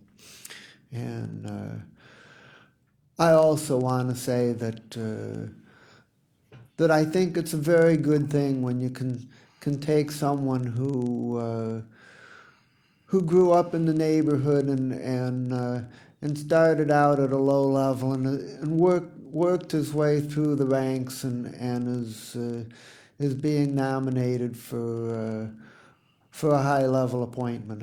I think it's good for the system. It's good for morale. It sends a message to all the employees as to what's possible if you put forward the proper effort. The question I'd like to ask is that under the last administration, the executive initiated a policy where the county could make loans to municipalities, and the loans would be made at a lower interest rate than the municipalities could get otherwise, but the interest rate would be higher than what we can currently get elsewhere on the market. So it would be beneficial to us and them. However, at the recent meeting of the Financial Advisory Council, I learned that so far we have not initiated any such loans, and my question is as to whether this is something that you would intend to pursue. Well, if you're asking would I suspend the program, certainly not. I would, on balance, I think the question I would ask is are the terms conducive for our communities to take part in the program? I can't make that determination at this point, but no, I would not suspend the program based on what I'm aware of. Okay. The one other comment that I would want to make is that I share the concerns, and I expressed some of them on Monday about some of the shifts in policy and emphasis that have taken place, but I think that the people working as fiscal officer or director of budget and management or treasurer, any of these positions, you have to reflect and put forward the policies of the administration that you're working for, and when things change, you kind of have to roll with the punches, you know. So I would not, although I was certainly interested to hear the answers, I would not look to answers to those kind of questions in terms of how I would decide on a nomination like this, but rather would look toward your qualifications, your record of service, and your abilities. Thank you, Councilman. Great. Thank you. Ms. Conwell. Any further questions? Ms. Brown? This is a prepared question. I just wanted to know, do you believe the county should continue the practice of selling the tax lien certificates to third-party collection agencies? Again, that's a difficult question, too difficult for me to go into. I think at this point in my knowledge of the department, I think we have to be balanced in our approach, and that the tax lien sales, are a tool for the collection of taxes. I understand that there are some issues with the administration of this particular service, but I have to also keep in mind or balance the fact that there are cities, villages, school districts, the such, that are depending on the collection of property tax revenues. So I would be on the lookout for any and all options to see this revenue collected. And what initiatives do you believe would make it easier for residents to pay their bills? Make it easier. Well, according to my research, I believe the Treasury is offering 3 separate billings. They are also offering providing the ability for taxpayers to pay online, in person, I believe by mail, as well as phone options, and I also believe by way of Key Bank, that you can also pay at your neighborhood Key Bank teller. I know that there are always going to be some people or some taxpayers that may wait until the final days of the collection, and when that occurs, I know that there's a rush in the building, and there tends to be long lines and some stress involved. I'm going to explore ways to maybe mitigate some of that as the people show up. But I know that because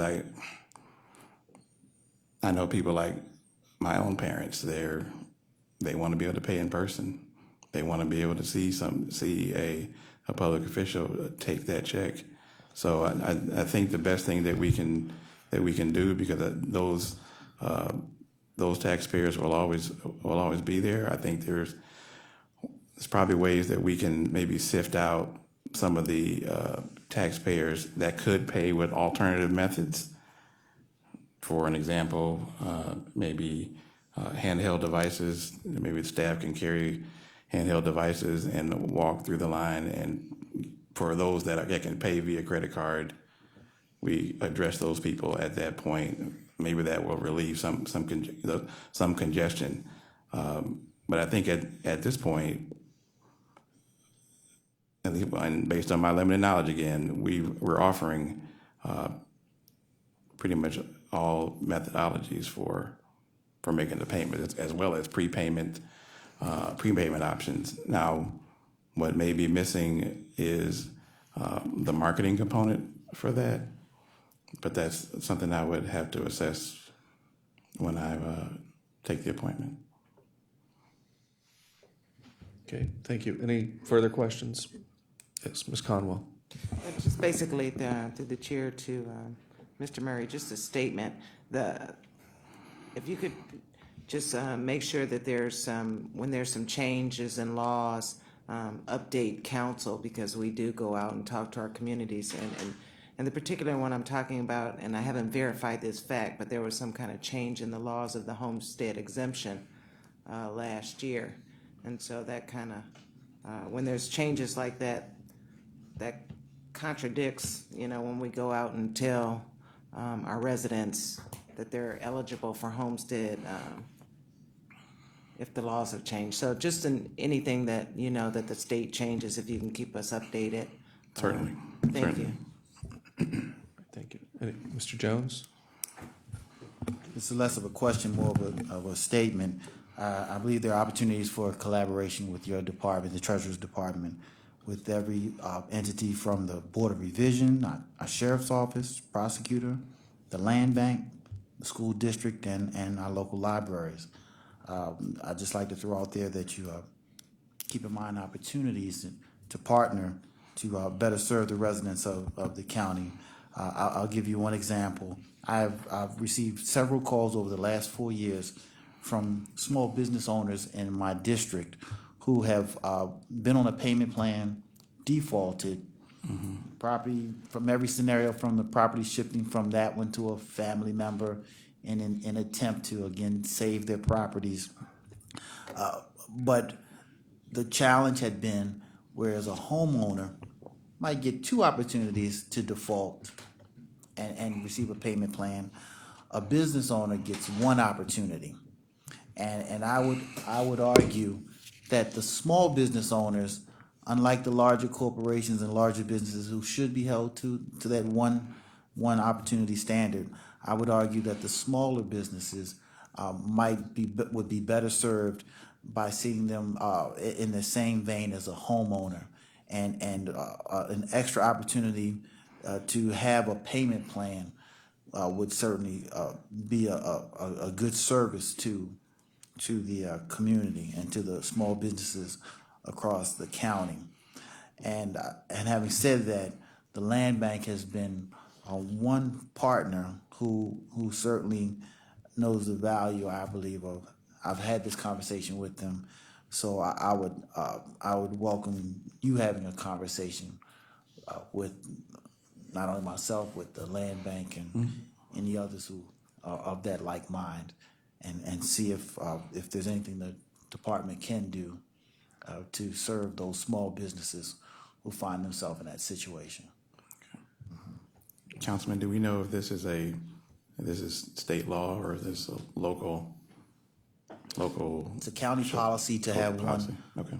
To have one opportunity to default, or you simply get one payment plan, and that's it. If you default on that, you lose your property. Mr. Schron? I know we do accept credit cards. We do charge a surcharge for use of that credit card. I don't know how many people in the audience or how many people up here, when we use our credit cards, pay a surcharge when we have a transaction, whether it be for an airline ticket or whatever we do. I don't think we do, because there's an advantage to the merchant to accelerate the payments, to get the cash in hand, to eliminate arguments and discussions, and the money moves immediately into our account. And so for that, we would receive the actual advantage of that. And many of the people that maybe even we're talking about on the tax lien sales might be more comfortable using the credit card, in which case we would get the funds. I would wish you could take a look at financial modeling to see what would be the impact if we were to utilize the credit card without the surcharge, to see whether or not that would offset what it takes to collect money, what it takes to go through the process. I know that in our own business, we have moved very heavily to credit card uses, and the bad debts and the collection costs have dropped dramatically, because that gets shifted over to another entity, the bank, obviously, to worry about it on the credit card side. So we now, instead of being in the collection side, we're just in the processing of the cash side. So if you could do some financial modeling, instead of thinking on the negative side, let's think of the positive side. What does it do to accelerate the payments? Because that's why so many of us use it in so many other ways in our lives. The second point is that I do understand the questions of my colleagues in regards to tax lien sales and things of that nature, but for everyone that moves into the tax lien sale that has a problem, that means all the rest of the taxpayers ultimately are picking up the difference out there too. So we need to be conscious of balancing those interests on both sides, because there is no, as the old phrase, free lunch. The costs of running the county are the costs of running the county, and so we need to be conscious of that. Every time we move that, whether it's a year, 2 years, 3 years down the road, and give 2, 3, 4, 5 times to make those payments, that means that somebody else in this county who is paying on time, and like your parents standing in line with their check, they're the ones who are actually picking up that cost. So we need to make sure we're always keeping that correct balance, I think. That's more of a statement. Thank you. Any other questions? Let me just to follow on to Mr. Schron's point regarding the use of credit cards, and I'm assuming and I'll look to Mr. Schron, the question was waiving the surcharge, correct?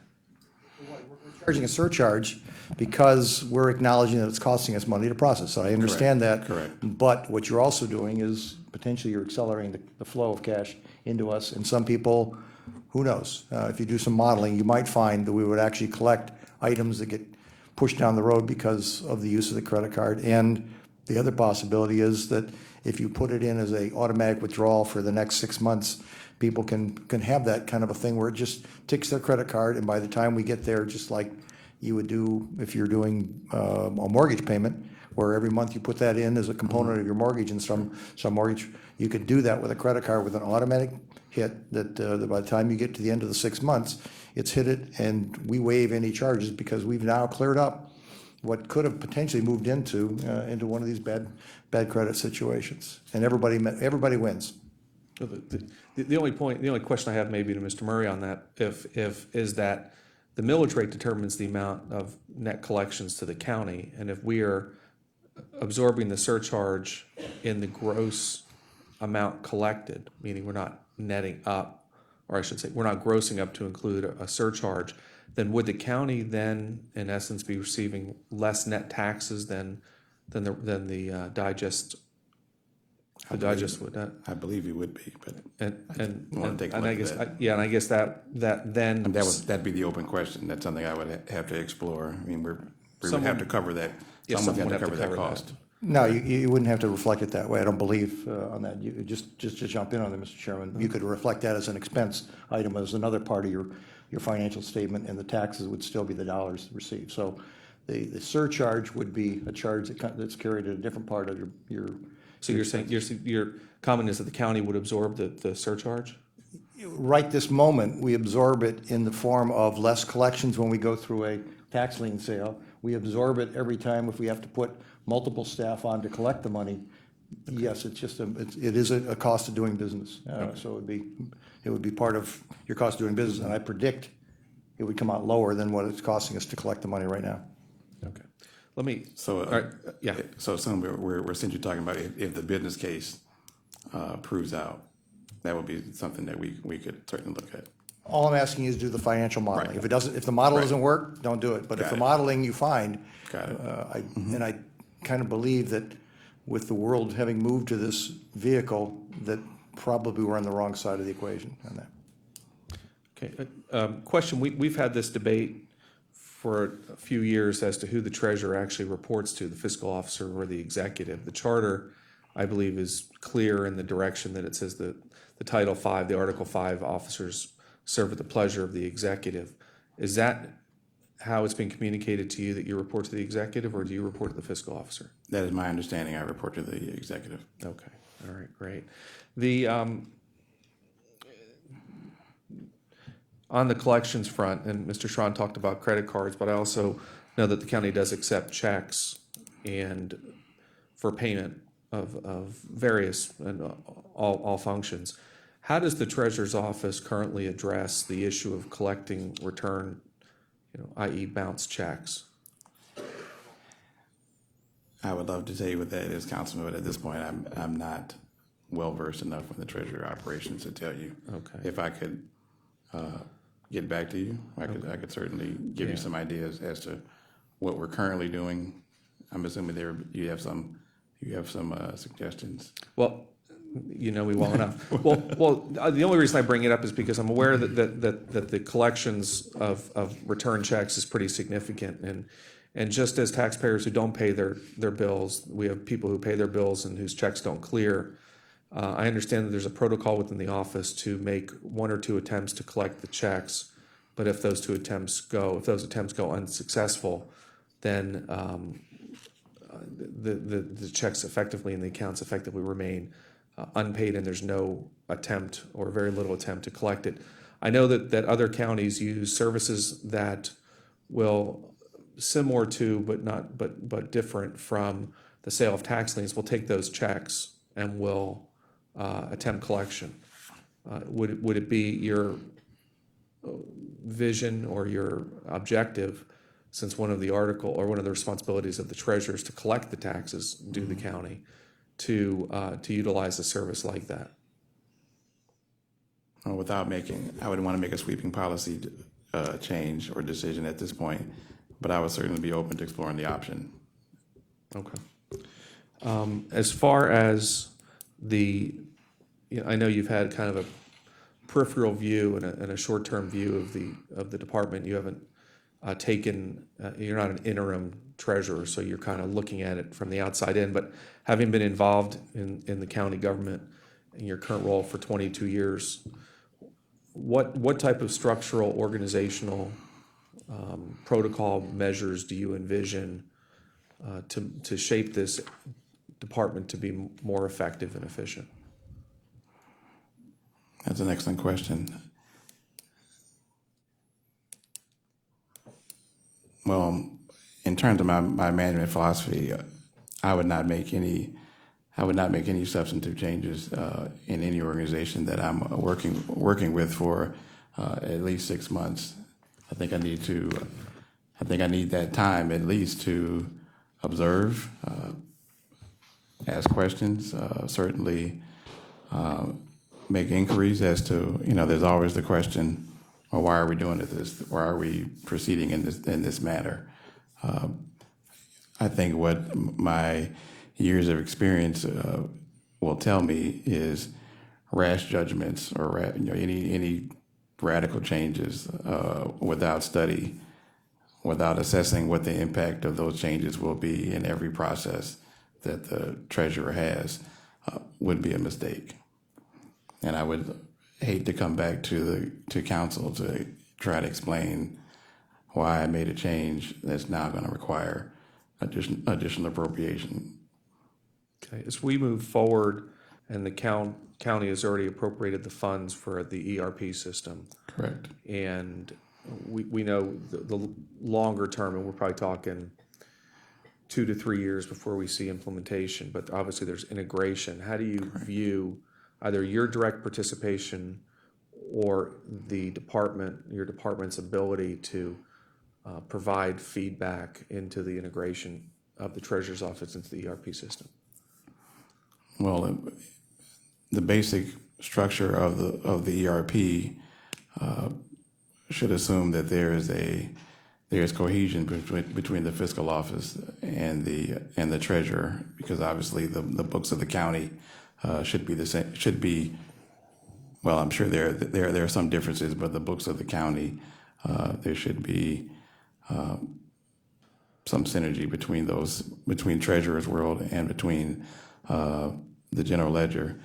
I think in terms of, I envision my role on the ERP system to be part of the steering committee, but also be part of the implementation team. As I've mentioned before, I've been involved in implementation, albeit smaller dollar amount, but the basic activities, I guess you can say, of the implementation team is the same. What's the fit analysis look like? Have we mapped out our processes? Because we don't want to lay new software onto bad processes. Have we mapped out our processes? Is the county in position, and does it have the wherewithal to make some changes in policies and procedures? That needs to be explored. Is there, there's a role in testing the system. There's a role in, testing is huge. The testing of any system is huge, and quite frankly, it's my philosophy that you really shouldn't pay a vendor until your modules work. That was one of the lessons learned within the county budget system. It took us a little longer to implement the system, but every piece that we tested worked. So I guess in short, I'm already involved in the ERP system at this point as the interim director of the Office of Budget Management. Our requirements are embedded into the bid proposals, and everything that we've seen has both a budget management component as well as the treasurer's component. Since I'm interested in those types of endeavors, I would probably be a part of the steering team. Well, I know I'd be a part of the steering team, but I would also be working within the implementation team as well. And I think that would be one of the ways that I can learn what the basic functions of the Treasury should be. But I also, and it's just in terms of insight into my own management philosophy, I would be looking for people within the Treasury Department that I can insert into the implementation. Subject matter experts, people that can keep the ship running whether I'm there or not. And not that I'm going to be out golfing somewhere, but a hallmark of a successful leader is, can the organization survive if you go to lunch? can it survive? So that was probably a long-winded question. I mean, a long-winded answer to that question, but no, I definitely see myself as a member of both the steering committee and the implementation committee, the implementation team for both the ERP and the real property system. Okay, one last question. This has to do on the investment side. It's my belief, and I've brought forward proposals to change the composition of the Investment Advisory Committee. Under a charter form of government, the three members include a member of council, the executive, and the treasurer. My belief is well known. I am concerned of the perception that since the treasurer directly works for the executive, that there very well may be, and not making any character stabs at anybody, but that there could be the perception of an undue influence. Do you share that point of view? Do you see where that may possibly come into play? Do you perceive it as being a problem? You can answer the last question. The other two are irrelevant. Do you see the structure as problematic? Being a problematic. I guess I would need to see what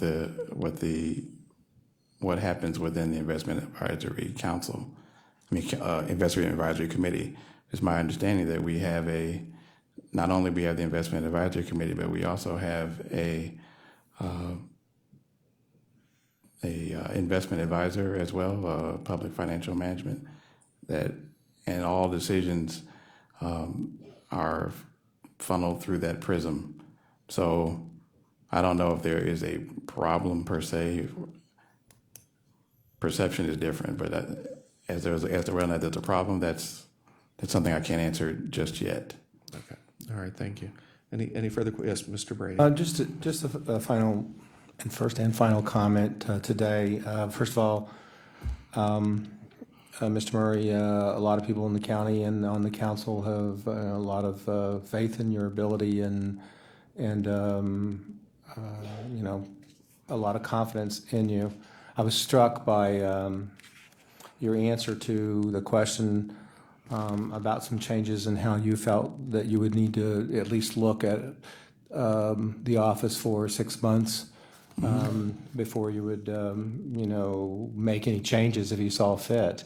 And you went on to say that, rash judgments about these things are not necessarily in the public interest.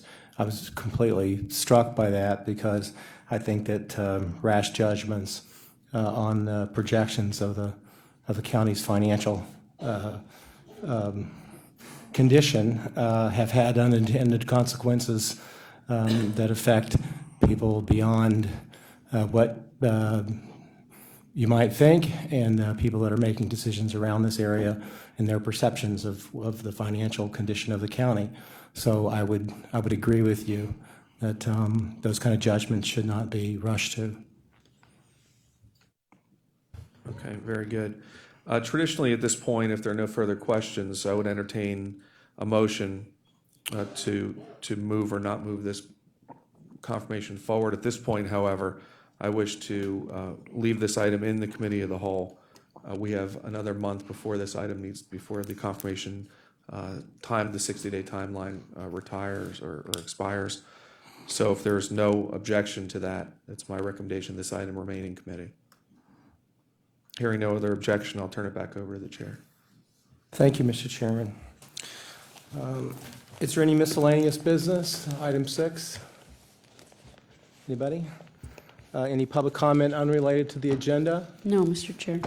All right, I'd like to have a motion to adjourn. Someone seconded. All those in favor say aye. This hearing is adjourned. Thank you.